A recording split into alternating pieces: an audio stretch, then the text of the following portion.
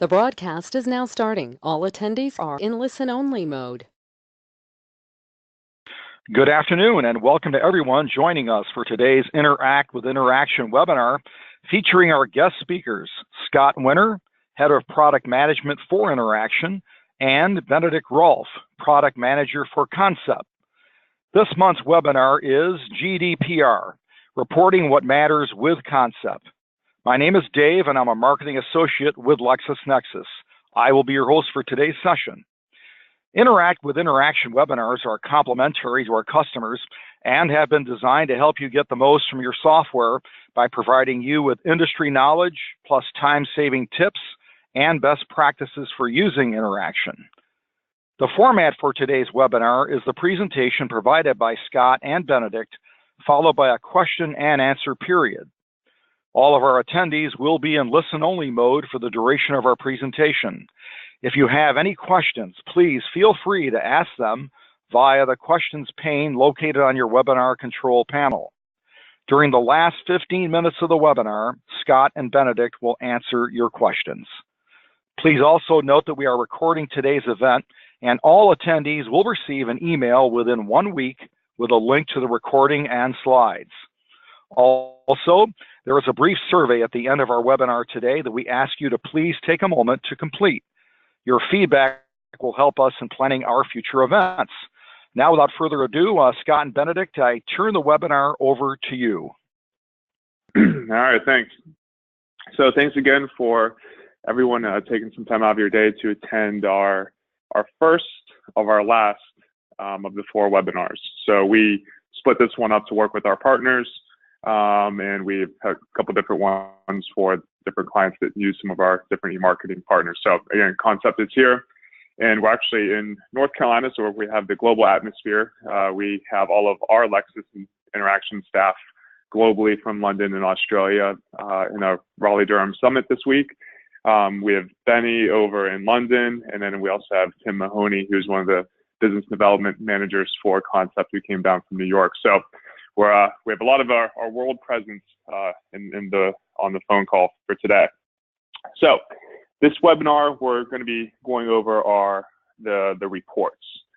So we built some SSRS reports that we're going to go over the details of what these look like.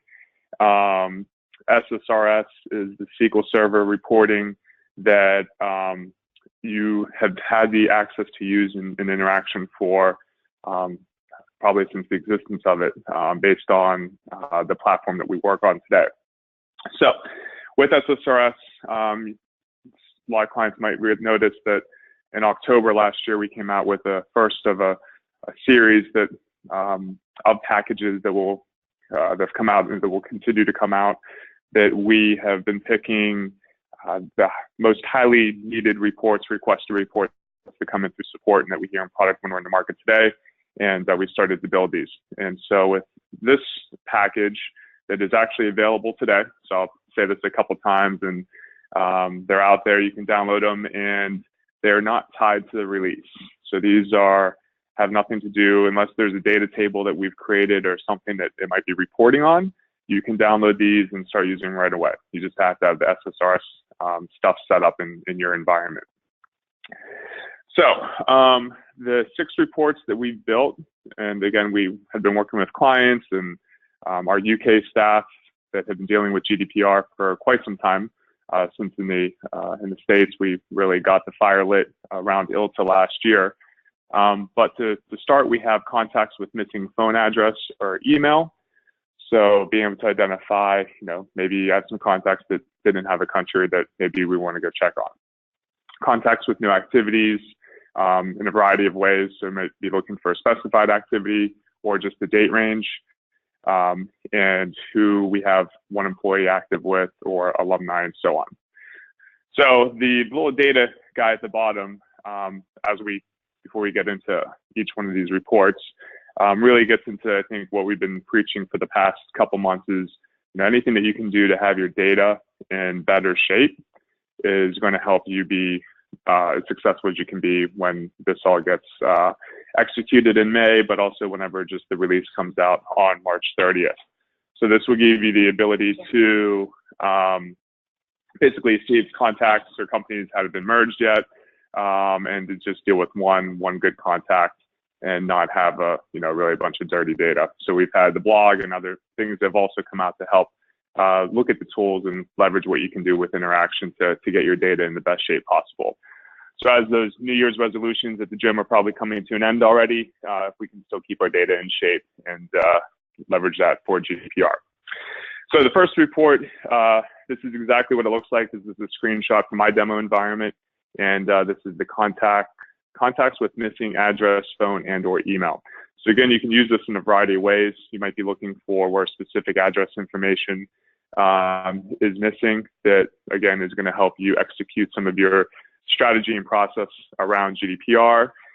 This can also be used from a B2B or B2C perspective. So this was another example that came up from one of our clients, and basically they've looked at GDPR as if you're doing business to business marketing, that is outside of the GDPR world, but the business to consumer, the B2C, is what they need to look at to get consent. Again, this is an interpretation from one firm that gave me the example. I'm just sharing that interpretation. This is not my interpretation or recommendation, just to put that disclaimer out there.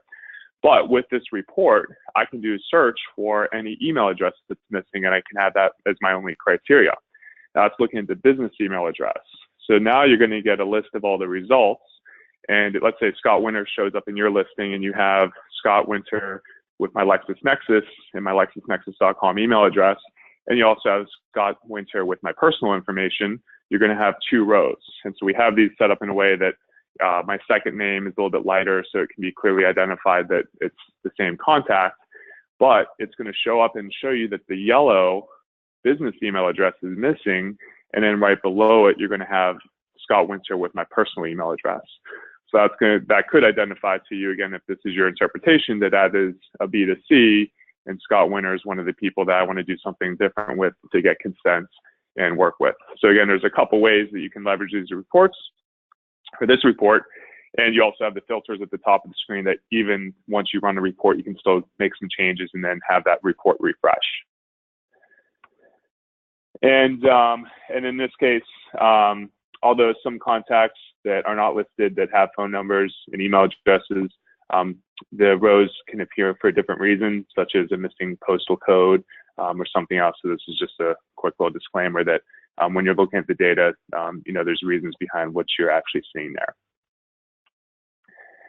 Now, the next report is contacts with no activities within a date range. Again, what we hear in the market is kind of like your current clients in a way. So do I have a business reason from a GDPR perspective to have this contact in my database? So again, similar to your clients, if you don't have a billable record for 3, 4, 5 years, whatever your policy is, that contact or that company might become an inactive client and maybe becomes more like a prospect at that point because you've not billed or worked with them. So in a similar respective, here's all the contacts that don't have activities within a date range you get to define. So you get to pick, is it 3 years, is it 2 years, is it 4 years, whatever your interpretation is now. And these will be all the contacts that don't have activities with that time frame. And these might be activities that you purge from your system because there's not a business reason to have them. Now you can also jump to the next report, which is very similar with the date range, and it's looking for activities, but in this case, you can see the top of the screen has a filter that you can actually pick certain types of activities. So if there's, maybe just one of the activities that you're looking for that would want maybe potentially still be an active reason to have the client, you could identify them in that way as well.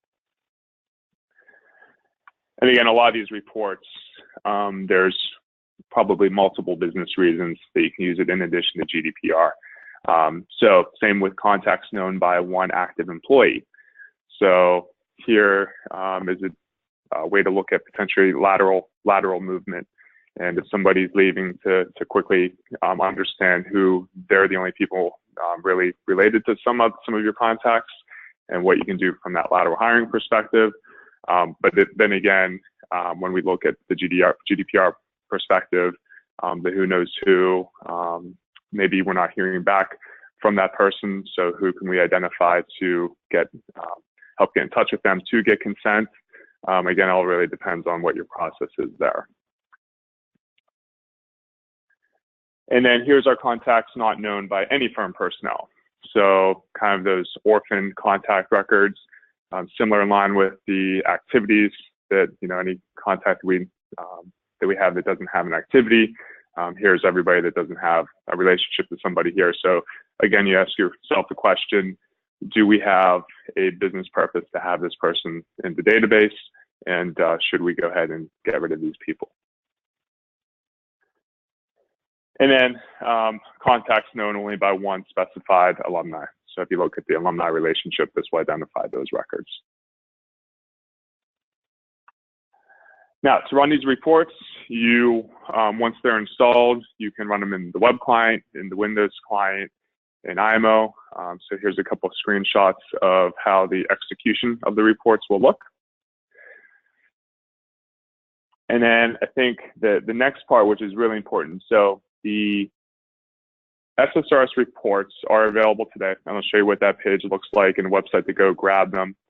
But what is going to be relying on the March 30th release is the extended searches. So the reports can help identify data for you today, and you can come up with lists. And probably one good example. Let's say you're doing the B2B versus the B2C perspective of your contacts. You can print that list, and you can start going through your database and doing some research and some due diligence. With the extended searches, we're going to take the same SQL backgrounds and we're putting them into a search in the Windows client. And this will come out with the release. And really the main difference here is now I'm going to get these results in interaction that I now can do something with them. So it might be purging them all at one point. It might be moving them into a folder that I'm going to set up as like maybe a working list. And then our friends to Concept, that might also be doing something with marketing list that they could pull, and you're trying to get something out before May 25th. Potentially that's how you're leveraging that as well. So the March 30th release will include those SQL reports, everyone that we just went through, as an extended search that you're going to see, again, right in the Windows client. And then again, there is, it was a lesson learned for me when we did the SSRS reports with our October release. There was a market perception that you needed to have that release to get all those reports, and that is not the case. So I keep emphasizing that, and we've actually changed our release cadence with SSRS. So you're not going to see us, other than GDPR, because this release is more important to get you guys the tools that you need rather than marketing. But for every other set of reports, they're going to come out a month or two later from our actual physical releases. So you'll see like March 30th will be a GDPR release, and then you'll see something in between March and we're looking at the next release around June, July. So you'll see something in between them of the next SSRS round of reports. So again, these aren't tied in any way, and you can go to this website right now to go ahead and download them later this afternoon. So with that, I will pass it over to Benny, and then again, we'll have questions at the end. Brilliant. Thanks very much, Scott. So hi, everyone. Again, I'd like to reiterate Scott's thanks of everyone taking their time to come and join us on this call. But yeah, for a little bit of a background before I get into our GDPR bits and pieces, just a little background on CONCEP and who we are, for those of you who aren't familiar with us. So we've got a global presence similarly to what all the guys have there at the moment over at LexisNexis. We've got offices in Europe, in New York, and in Australia. So we have a global team with a 15-year history of specializing in professional services. You can see we work across some verticals, but we have a lot of focus in the law space. So that's obviously why we work closely with LexisNexis on that.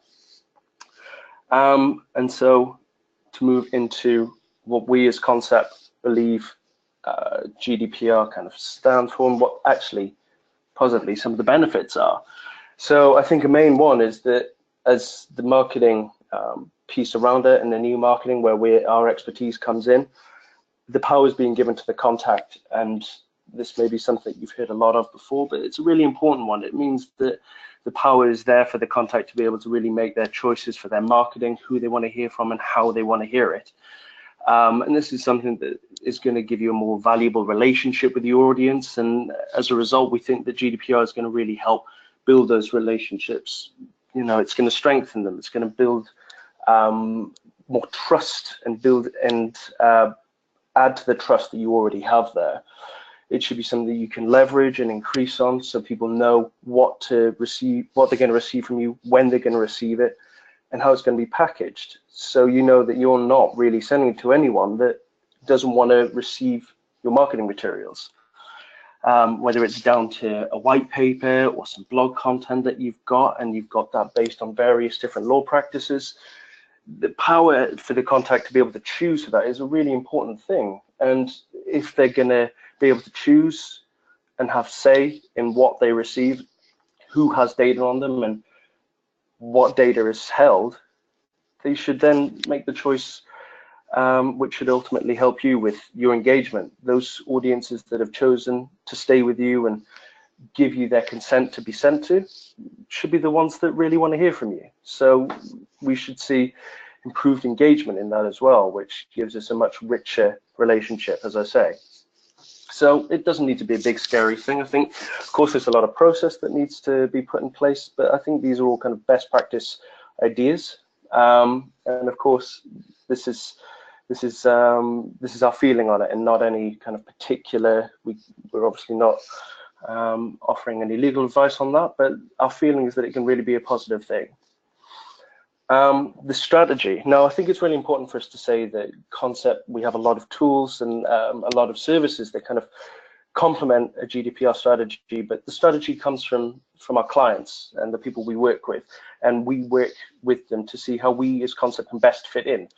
In my next slide, I'll take you through what some of those tools and services are, but it's really important for us to be able to work with each and every client carefully and make sure that whatever strategy they need to put in place, because every firm is different, we're able to be there and work alongside them and have the right tools, whatever is needed, we can fit in there. On top of that, we actually have a very pleasantly titled lovegdpr.com website that we actually have a lot of our own material on. There's a sort of a tips and tricks and checklist cast that it's actually with myself that is recorded for you to be able to download and go through. We have a white paper by my colleague James up there and some other bits of advice about how we see the best kind of ways to form a strategy are, and indeed how we can fit in along the way. We also have a webinar coming up next week to offer slightly more legal perspective on it, going beyond what we can do as a marketing systems company and relationship marketing. We have some more legal advice coming in with a law firm that we've partnered with, and I believe that's next week on the 20th if anyone wants to join in on that. But that's something else that we can help add some strategy and some shape and function with that. Now, how do we actually come into that? So, as I said, the products and services that we have here are a list of some of the pieces that we have, but they come in different shapes and guises, and they're able to fit in various different ways. So, first of all, we have a list cleaner. Now, this is a service that we run, and it's designed to be able to weed out all of those email addresses that just are not valid. If you're going to go through, if you haven't already been through a process of cleansing your databases, then this is a really useful way to do it. Of course, through all of the reporting tools that Scott's shown you, you're able to cleanse what data you have missing from your databases. But if there's any incorrect email addresses in there, because obviously as an e-marketing platform, that's something that we heavily focus on, is the email channel. If there's no good emails in there, there's no point in even emailing those people for their consent to see if they still want to hear from you. So one of the first ports of call when you're going through that cleansing process is we have a list cleaning process that you can run through your contact lists and it will analyze, without sending any emails, what email addresses are actually valid, open to receive email addresses. From there, we'd be able to provide a list of those ones that are not valid, and then you can start actually removing those from your list and anyone that you were actually going to approach for consent.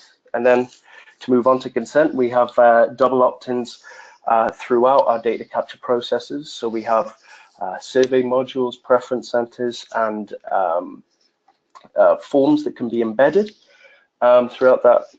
As it is good practice generally in email, we have a double opt-in to confirm that that person has typed in their email address correctly and that they want to be there to be able to, and they're ready to receive email. So where we fit in with LexisNexis, we have our integrated campaign and surveys modules. So the email campaigns that are sent track back and have activity. So if you're going to be sending that request for consent, the important thing is you can then push a link in for our integrated surveys, which will allow you to map each question to interaction fields, so you're capturing those correctly, potentially making sure again in that data cleansing process you've got that, but importantly requesting consent. So that would map back in, and you would be able to log your consent there. So currently what we're advising is a global additional field there, and I'll go on and I'll take you through some screenshots that would then map directly into back into interaction against the contact, but also create an activity for when that contact created the response to that survey and submitted it. So you've got that tracked in there.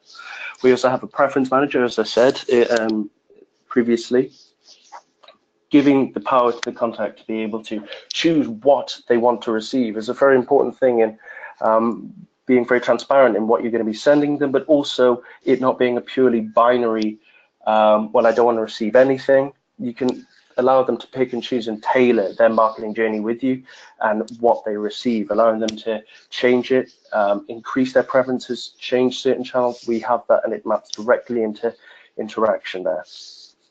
And then finally, we have a service that allows any request for removal data to be removed from our email marketing platform. So obviously, if you were to receive that kind of a request, you could remove them from interaction, but we also run a tool that if you supply us with the relevant contacts that need to be removed from your accounts, then we can obfuscate those and remove them from normal use of the CONCEP Send platform, so there wouldn't be a chance of that being potentially accidentally sent to or something like that, and that no user would then be able to identify those contacts, so completely removing their ability to be identified there.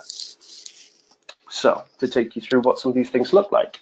So we have here one of our standard template forms here, and you can see that it gives the contact the ability to fill in the form, provide their consent, or withdraw it. Of course, if it's coming from an email communication like we have on the right, we can have that form auto-populate, so all the contact needs to do is consent or withdraw, and therefore you can be sure that the contact information that you have in your database is what's being pulled through, and that's what's being consented against. That would then write the consent back into interaction, and as you can see here, the mapping of the process is done during the creation of the form. That allows you to have whatever field language that you wish to use, and have that write directly back into the contact. You can see that the activity then marks in there, obviously with a timestamp, but also when the field is changed and updated, that adds into Interactions audit trail. We then have the preference manager. So this you can customize to look as you wish, but we have here initially the contact information, so the contact fields that the contact would be able to fill in. It can be password protected, and then a secondary page would be there if wanted for mailing preferences, and that's where you can get into the types and topics of marketing material that you would be sending out, whether that's through a blog, as I say, or white papers, or any way that you might categorize the specific topics that you would be sending your contacts marketing information about. So those are some of the pieces that we have to highlight what we've got there. What we also have is a full solution of those items bundled together for our GDPR solution for interaction. And this all comes together. And this would be available now or in the very near future, and would be something that you can find out about if you're interested from our sales teams or our account management team if you're already a client. And this is something that we can put all those pieces together, including some how-tos and tips and guides. And these pieces are all wrapped up together for your use as and when you need them. Okay. All right. So, thanks, Benny. No worries. So I hope that everyone can see the close relationship between interaction and concept to help give you guys the tools to put you in the best place for this big day coming up in May. And great points by Benny, and also really interesting that if you don't have the most up-to-date email address, what's the point in trying to get consent if you're not getting out to these people? So it really comes again down to the data quality. And even the different tool sets that interaction has with even IQ to help build that data quality and get that in the best place. But again, overall, just the ecosystem of what Concept does from the marketing piece of it, what interaction does on the CRM piece, and how we need to work together to give you guys everything that you need to be the most successful. Everything that Benny showed is all available today. The SSRS reports that I went through, available today. So the support site has that. And then again, the transparency of where we're going and the date that we're trying to hit of March 30th. Everything is green there. So we are in some testing, and we're actually to also build on these partnerships and make sure that Concept is in the best place with anything we might have changed. The big piece being the ability to turn on additional required fields. We're handing off, just about ready to hand off test version or a copy of what we have to this point. And that way they can start doing some testing on their side, and we make sure that when these systems go live, you guys don't run into any unaccounted for issues. So again, the March 30th date, we are still green for that, and looking forward to hitting that date. And again, I think I've been hearing some, Scott, why did you pick Good Friday? This was more working with our development teams and coming up with exactly the earliest date I could possibly get this out to put all of our firms and clients in the best place. And that just so happened to be March 30th. So if you guys are out of the office on the 30th and maybe a little bit of the following week, it will still be out on the 30th and ready for you. And from a marketing standpoint, we have the same concerns and things that you guys have. And when we send out a campaign or some sort of newsletter, we want to make sure that we're getting the best open rates, click rates, and people see the message that we're sending out. And it just so happens that Monday is the best day to open those emails. So we will still be releasing on Friday the 30th, but you'll be seeing a lot of communication coming out Monday that the release is ready for you as well. With that said, I think that there's some reminders that I will pass over, and they will go through them, and then we'll come back and answer questions for as long as you guys have questions for. Okay, very good. Thank you so much, Scott and Benedict, for your very informative session. And this does conclude the presentation portion of our webinar. As a reminder, if you do have any questions, please feel free to ask them via the questions pane located on your webinar control panel. And now, before we start with our Q&A, I have a few reminders to our listeners today. As Interaction customers, you have access to webinars, newsletters, tip videos, product updates, and more. Our Interact with Interaction program is designed to help you optimize how your firm uses Interaction. Don't forget to update your communication preferences to receive these ongoing valuable resources. Also, if you aren't a member of the Interaction CRM LinkedIn group, join today for best practice sharing and continual updates on what's happening in the Interaction world. You'll find links to update your communication preferences and to join the LinkedIn group in the presentation slides provided to you after this webinar. Well, we had a very interesting and relevant topic today, And please use your question pane to provide us with questions. We'd like to field them. I see one coming in now from Rachel, and she asks, have you considered doing a report for contacts with no data changes in X time frame? That is a good question. It's a good thought. Let me take that one offline and assess that a little bit. It had not been brought up when we were kind of reaching out of what reports to build. Now, there's some people that are a little bit more technical on the report building more than I am. So I will also check and see, are there some best practices that we could build something like that, maybe with an audit report or help get something out of the box. But I will take that as a takeaway and give you guys some responses on that. Maybe we'll start tweeting these things or get a more social media presence with answers for GDPR. But good question, and I'll look into that one. Okay, very good, Scott. Folks, we still are asking for questions at this point. I'm not seeing any, so by all means, if you have a question, please utilize the pane there on your screen to get these questions in to Scott and Benedict.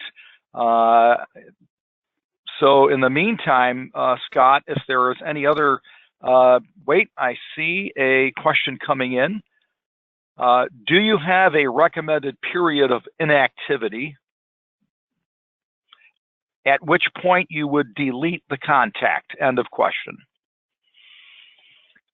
Yeah, that is interpretation for your GC, unfortunately. So if you look at the regulation and what is the business purpose to have somebody, I think it would probably fall under that, and what that time frame looks like. I think that's kind of subjective, and this gets into the broad details of GDPR, and I kind of see that as very similar to what is a current client versus a client that that is out of date or an inactive client, and that could be anywhere here from like 3 years or 4 years. So I think that fits into that piece of that. So I would check with your GC, maybe reach out to your peers. I don't even have any really stories or kind of what I've heard from somebody else that I could share on that one. So I would just check on your internal interpretations of that.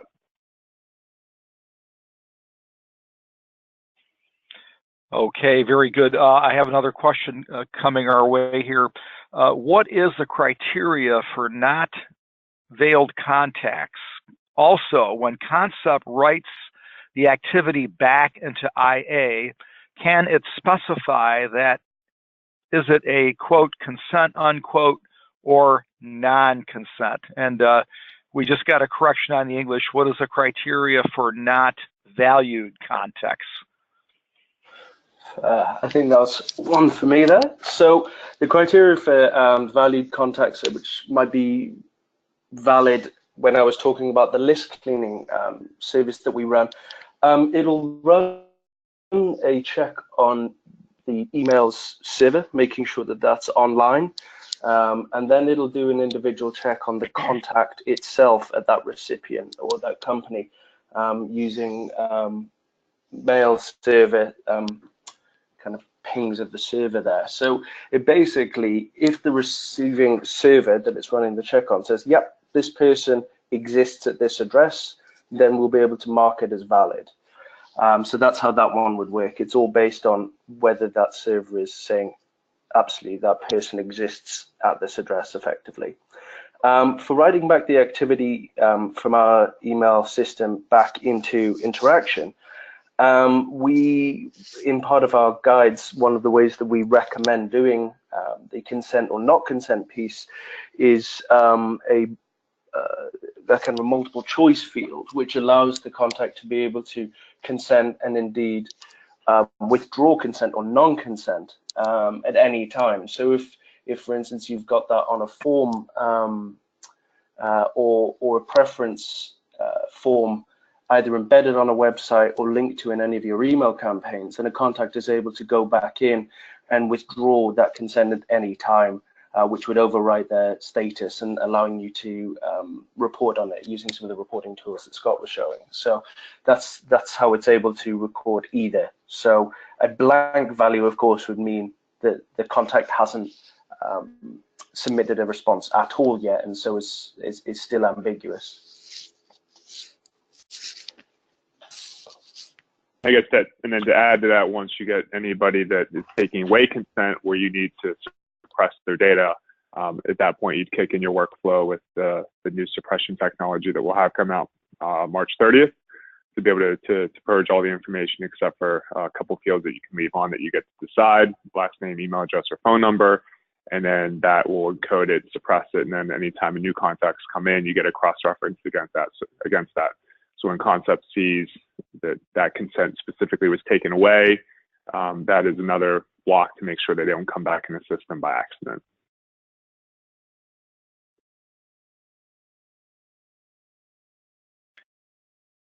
Thank you, Scott. We're still waiting for any more questions to come in. Scott or Benedict, if you have any other points to add while we wait for the questions to come in and the time we have left, by all means, please do so. So here's a question typing in: are the SSRS reports available to me today? That's a great question. Thank you for asking that. Yes, the reports are available today. You can go download them at any point this afternoon and start taking a look at the data you have. And hopefully these very valuable reports to start uncovering areas that, again, you want to, you see as a risk, that your staff and your interpretations have found that you have a process in place to be able to execute that process and start getting your data in better shape. So again, those are available today.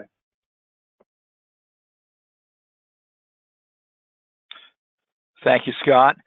If you have any other questions coming in on your end, Scott or Benedict, by all means, field them. I'm still waiting here with a few more minutes that we have. We'll try to take that opportunity.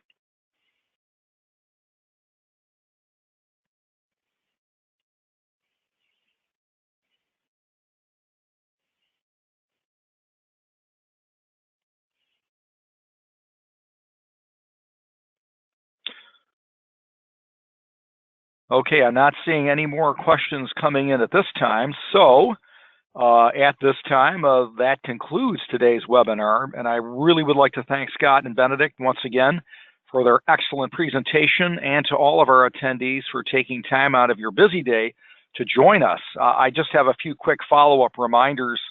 All attendees will receive an email within 1 week with a link to a recording of today's webinar and slides. In closing, there is a brief survey at the end of our webinar today that we ask you to please take a moment to complete. Your feedback will help us in planning our future webinars. Thank you all for your time today. I hope everyone has a great afternoon.